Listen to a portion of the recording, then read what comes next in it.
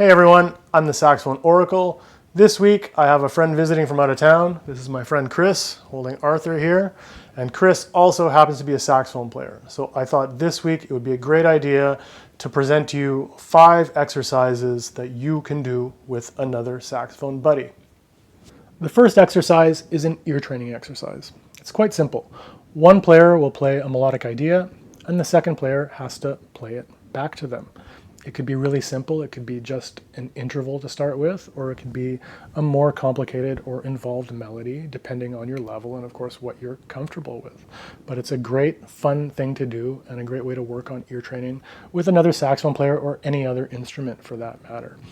So this is what it kind of sounds like.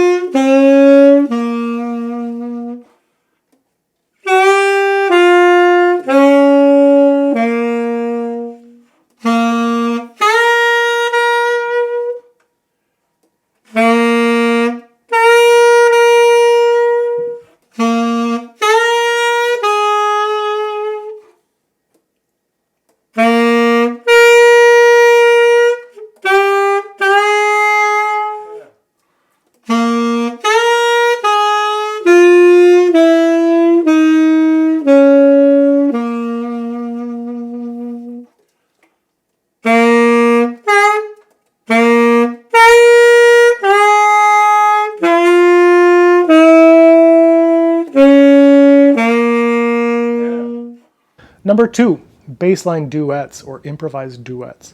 I not so long ago made a video about playing bass lines on saxophone, and I speak about the importance of being able to do this to learn voice leading and how it's a great stepping stone to becoming a good bebop improviser.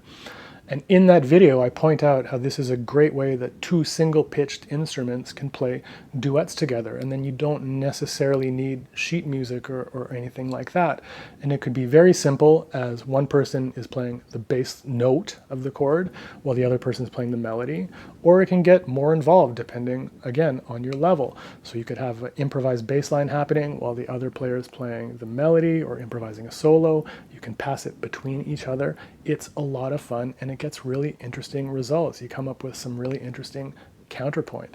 And this is an example of what that might sound like. 2, 1.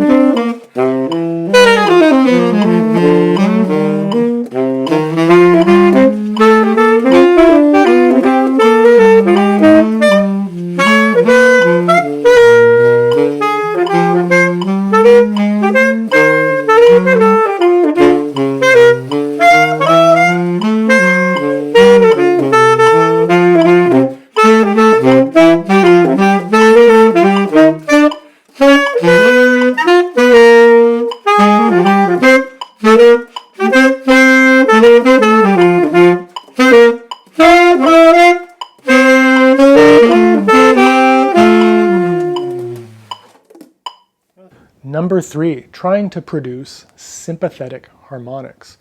So when we play an interval of a perfect fifth in the low end of the saxophone, so say one saxophone player plays low B flat, the other saxophone player plays a low F.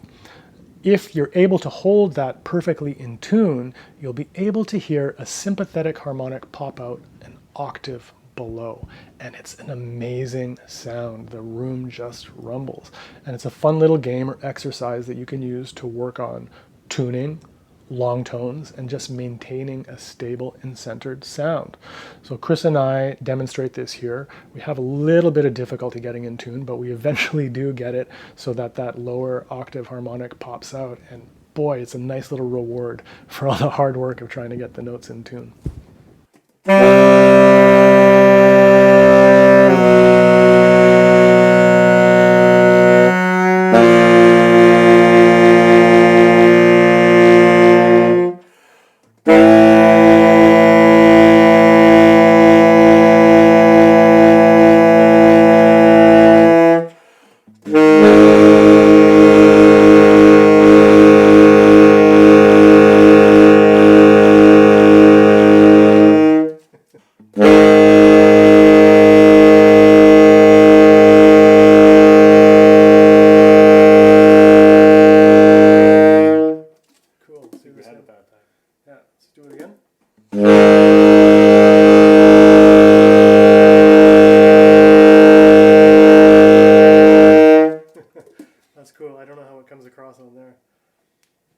Number 4, tuning. There are several great tuning exercises you can do with another musician. There are 2 in particular that I like. So the first is you have one of the players hold a note and intentionally play it out of tune. And then your partner, your friend, has to match the pitch to your note. And this is a really great exercise to train our ears, of course, to recognize when it's in tune, when it's out of tune. And it also trains us to hear when things are flat or when they're sharp. And it also teaches us to make the necessary adjustments with our throats, our embouchures, and all of that to bring a note in tune. I would strongly encourage everyone to go check out, if you haven't already seen it, a video I made. I think it's called Should You Play with a Tuner? And I go in depth into this idea and the importance of being able to match other players' pitch, whether they're in tune or not, because tuning at the end of the day is very, very fluid. And what's important is that we learn to train our ears and make the necessary adjustments to play things in tune.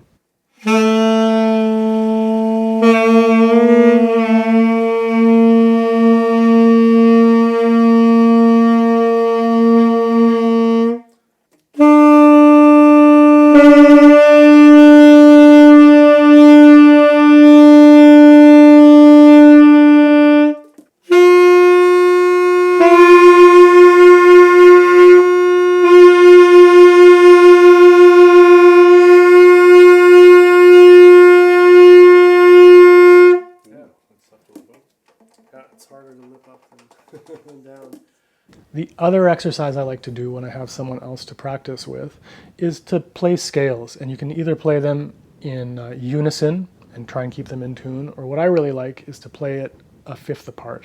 So for example, one player will play a low C, the other person will start on G, and you'll go up and down the C major scale very slowly, and every time you switch notes, you do your very best to bring the note perfectly in tune, and then you switch and go on with the scale. The fifth and final exercise that Chris and I are going to demonstrate is something called harmonic matching or overtone matching. This works great with problematic altissimo notes or when people are struggling to achieve certain overtones in the series. It works great when a student and teacher do it, or if there's a more advanced player and someone who's struggling with their overtones. So basically what you do is the 2 players face each other, and the person who's a little bit stronger with the overtones will produce the note that's giving the other player some trouble. And that sets up the sound waves. So this person's bell is facing the other person's bell, and then once the sound wave is set up, this person tries to hit that note, and they usually have a lot more success in achieving that note. And this is something that if you do it over time with someone more experienced than you, eventually you learn the sensation and what manipulation is necessary to produce the note that's giving you trouble. And over time, it'll very quickly accelerate your progress when it comes to overtones and harmonics.